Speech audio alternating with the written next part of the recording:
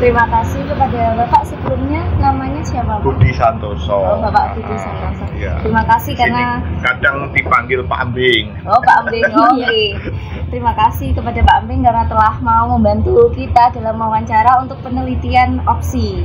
Iya. Nah, di sini kita ambil judulnya itu tentang relasi implementasi humanisme serta akulturasi budaya kaum Tionghoa Kelenteng Poanpyo di daerah mayoritas Islam Demak. Iya. Ya, memang kita semua nggak tahu ya, kita karena sejak dari dulu kan sudah ada ini. Menurut dari penelitian seorang di Facebook itu kan didirikan pada tahun 1690. Iya. Agak ke tengah karena di jalan itu. Terus untuk jalan jadi direlokasi ke sini sekitar tahun 60-an oleh bupati saat itu. Katanya ya dibangun semirip mungkin dengan bentuk aslinya yang ada di tengah, cuma yang nggak bisa gambar-gambar yang di tembok samping itu loh. Ada relief gitu. Ada gambar tembok cerita gitu tentang perjalanan itu. Tembok gambarnya hitam putih itu. Itu aja yang nggak bisa, tapi katanya semua sudah mirip banget dengan aslinya. Tapi apakah pada saat itu disetujui oleh para pengurus dan? Iya, disetujui pada saat itu. Jadi meninggalkan itu tidak apa-apa ya, Pak? Tidak apa-apa. Nah, jadi sudah akrab lah sama bupati, sama sudah menyerahkan. Bupati juga mengakui kalau yang nggak bisa gambar itu. Oh iya. Lalu kalau untuk sejarah berdirinya itu tadi? Berdirinya dulu juga orang banyak ya di sini. Mungkin kalau mau dilihat ada prasastinya, mungkin mau di Google bisa sedikit itu. Kalau berdiri ini tahun berapa, nanti donaturnya siapa itu ada semua di situ. Nanti coba habis ini net di dalam tidak apa-apa. Berarti di sini kelentengnya didirikannya tuh bareng-bareng ya, Pak? Enggak? Bersama-sama, mungkin yayasan juga ya, tapi tempo dulu seperti apa nggak tahu bentuk yayasannya. Untuk kebutuhan bersama juga. Kalau di sini, Pak, yang tadi tokoh-tokohnya itu siapa saja untuk dewa-dewanya yang penting di sini yang disembah? Dewa yang utama di sini itu Maco Tian Siang Senggu. Kadang orang menyebut juga Tian Siang Semu. Kalau di sini mungkin diartikan hampir sama seperti dia Dewi Laut. Kadang makanya ada nyebut juga Dewi Samudra. Dia di sejarahnya itu dia sering menolong itu para nelayan juga barangan itu sering gitu. Jadi yang utama yang itu ya, Pak? Yang utama itu ke satu. Terus kedua ada Kongco Hoktek Chengsin. Oh ya, itu. Kongco Hoktek Chengsin itu kan dia juga untuk para pedagang biasanya sing tuh. Diwani untuk para pedagang seringnya. Terus Kongco Hoktek Chengsin itu biasanya selalu pasangan dengan Kongco Ho Jiangkong itu yang macan bawahnya. Oh iya bawahnya. Itu pengawalnya juga. Terus untuk pengobatan Mak Kwan Im Posat selalu selalu ada itu biasanya untuk pengobatan welas asih dan lain-lain itu yang sini. Terus selain itu ada Buddha Gautama di sini ya, untuk juga pelengkap juga karena waktu Orde Baru kan kelenteng nggak boleh juga waktu itu. Akhirnya kan kalau vihara kan boleh, maka kita pakai Buddha atas nama dulu vihara. Tapi sekarang karena kuat untuk Konghucu, jadi sekarang ini dibentuknya ikut TITD, tempat ibadah Tridharma. Jadi untuk Buddha, Konghucu dan Tao. Cuma Tao itu kongconya di sini nggak ada. Makanya belum pernah tahu. Cuma untuk yang agama Tao mau sembahyang di sini nggak apa-apa, udah biasa aja. Iya. Buddha silahkan gitu, Konghucu silahkan gitu. Itu TITD, tempat ibadah Tridharma, 3 agama. Nah, jadi satu di sini. Nah, kalau untuk faktor pendorongnya tuh kok bisa terjadi atau dibangun kelenteng di daerah Demak itu karena apa, Pak? Ya, mungkin pada zaman itu umatnya mungkin lebih banyak dari sekarang lah aku lihat. Nah, lihat dari itu prasastinya lebih banyak daripada umat yang sekarang. Dahulu kan mungkin kan seperti Kristen kan belum ada juga ya. Dulu kan ada nih Katolik sama apa, kan Kristen kan belum ada pada zaman itu. Kan sekarang kan yang dulu agama Konghucu kan banyak yang lari ke Kristen. Sekarang hampir nggak ada itu. Lah, hampir tidak ada itu karena umat-umatnya itu karena pergi pindah daerah atau bagaimana, Pak? Ya, selain pindah daerah juga pindah agama. Oh, pindah agama. Nah, karena kan ya gimana ya, saat ini kan Konghucu untuk pelajaran agama saat ini apalagi di daerah-daerah ini kan hampir nggak ada. Sekarang sih di Jakarta sudah mulai digalakkan lagi, ada sekolah Konghucu juga. Tapi ya sudah terlanjur agak telat lama, agak putus. Kalau hal-hal tertentu, Pak, didirikannya kelenteng ini ada apa enggak? Seperti apa ya? Misalnya hal-hal tertentu gimana? Ya, misalnya dulunya ada pendatang baru kaum Tionghoa di sini, menetap di sini, membentuk perkampungan gitu. Oh, nggak ada. Malah rata-rata Tionghoa yang ada di Demak kota itu dulunya malah dari Wedung. Oh, dari Wedung. Dulunya di Wedung itu rata-rata. Terus mungkin di sana nggak tahu ada baru masuk ke Demak kota nih. Oh, berarti nggak langsung dari negara Tiongkok gitu ya, Pak? Atau pendirinya dulu mungkin ya dari negara Tiongkok ya. Cuma kan terus kan banyak sing itu datangnya kan dari Wedung juga gitu.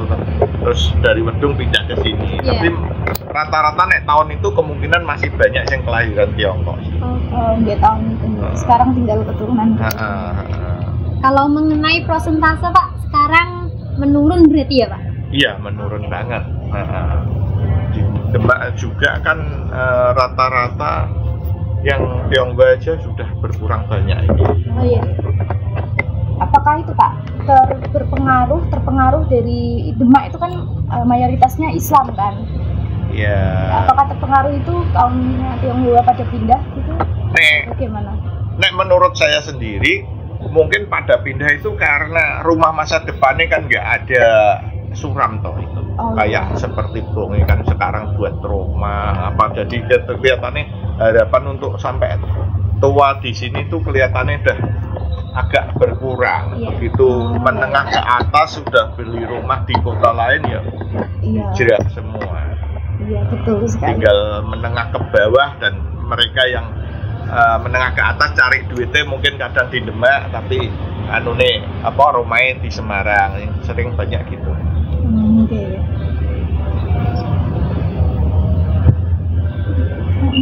Untuk mengenai fasade atau arsitekturnya ini khas Tiongkok semua ya, Pak? Atau sudah ada sedikit yang kayak khas Islam, atau memang hanya Tiongkok gitu aja? Iya, dari Tiongkok, tapi kan juga mirip-mirip dengan Islam. Mirip.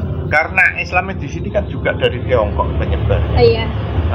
Ada sebagian yang peneliti itu ada ukiran ini yang katanya mirip banget dengan di masjid ini, ada juga.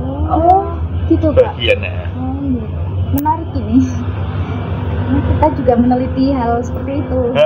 Mungkin ada kok sebagian yang ada sing orang tuh meneliti gitu katanya. Ukiran ini disamakan dengan di Masjid Agung itu ada yang mirip banget. Berarti udah kayak akulturasi budaya gitu ya, Pak? Oke.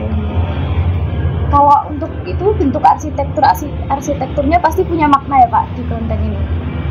Ya, itu ya hampir rata-rata ya.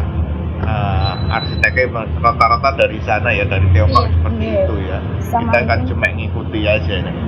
sama hadapnya juga ada arti ya Pak? Hadape semestinya kalau tuan rumah Makjo Dianjang Senggo aslinya rata-rata menghadapi ke laut. Oh, gitu. Cuma mungkin ini karena digeser ya, mungkin lautnya ke sana ya. Harus sih. Iya, lautnya ke sana. Mungkin dulunya menghadapi ke sana kali.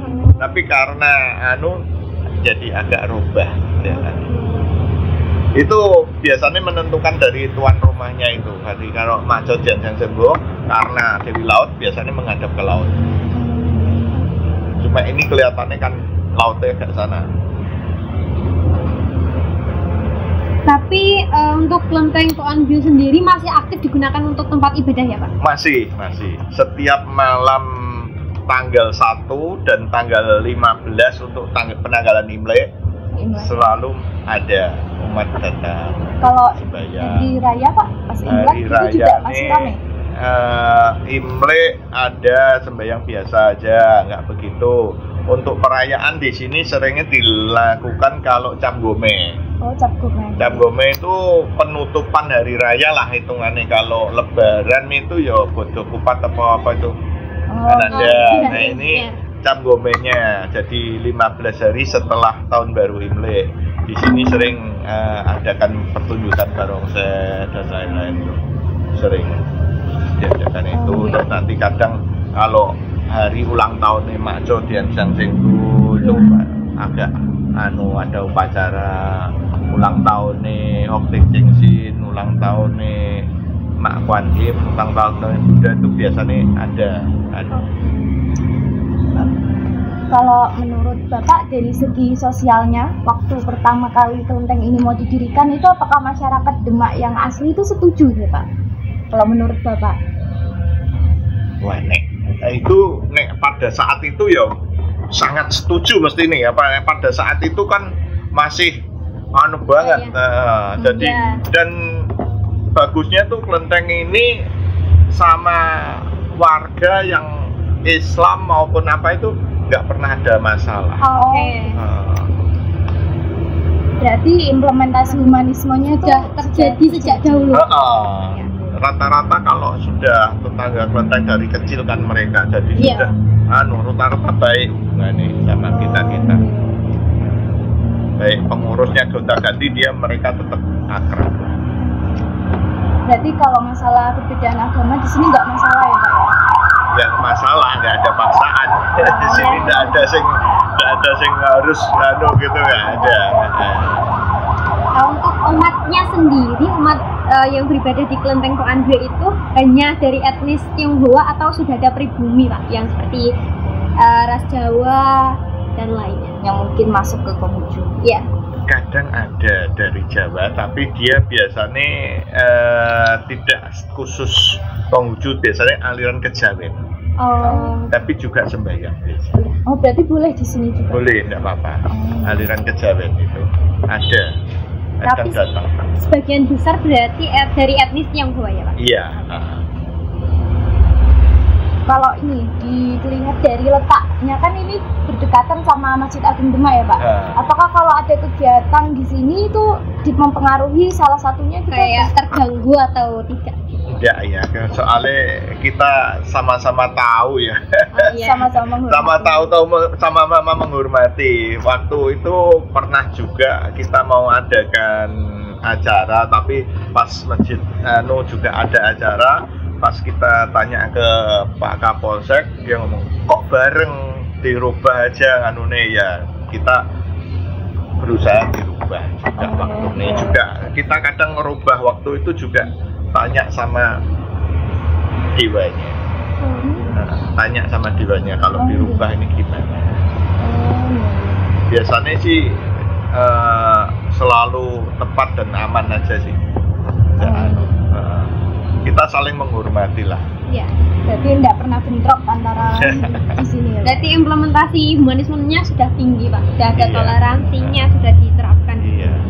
Karena yang bikin kita aware sama penelitian ini kan kalau misalnya ternyata nggak ada implementasi humanismenya gitu Pak.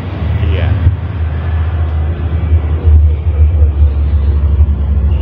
Kemarin dari kita dapat artikel sempat baca dari radarsemarang.jawapos.com mengatakan bahwa umat Konghucu dari kelenteng Poan Bio itu sudah semakin sedikit hingga perayaan Imlek pada tahun 2022 ditiadakan.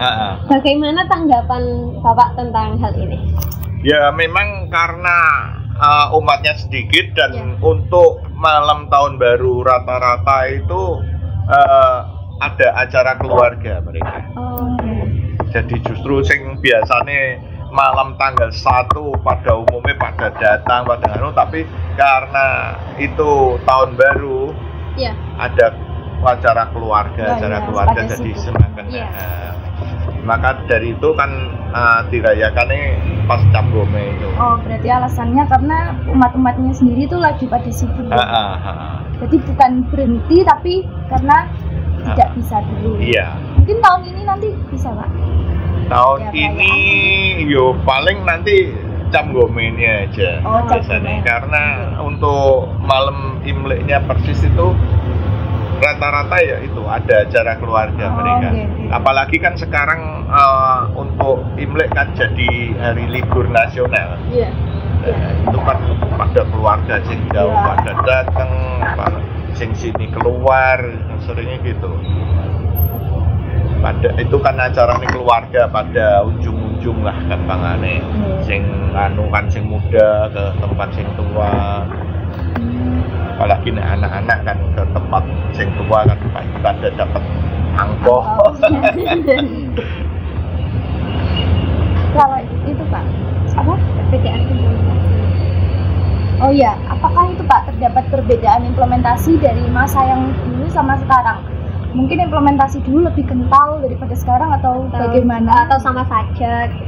Ya tetap lama-lama agak beda, agak memudar. Jadi sekarang ya ngikuti sing kita karena aturan yang resmi kan kadang nggak ada sekarang juga orang-orang pada cuek nih Pak.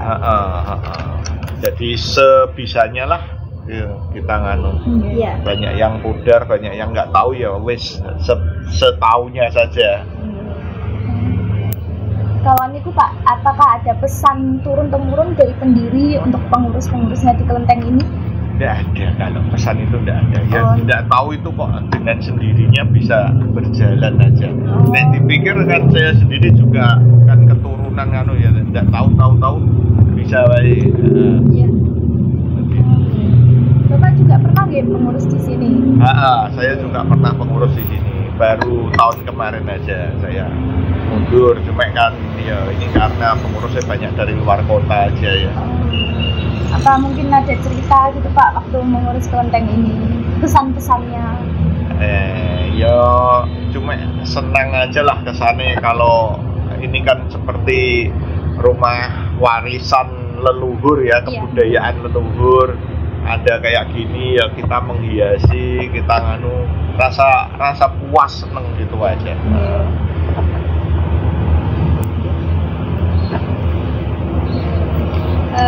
Untuk yang terakhir, pertanyaan terakhir buat penutupnya Pak, apa harapan Bapak kedepannya untuk kelenteng ini, untuk kelenteng Poan Bio?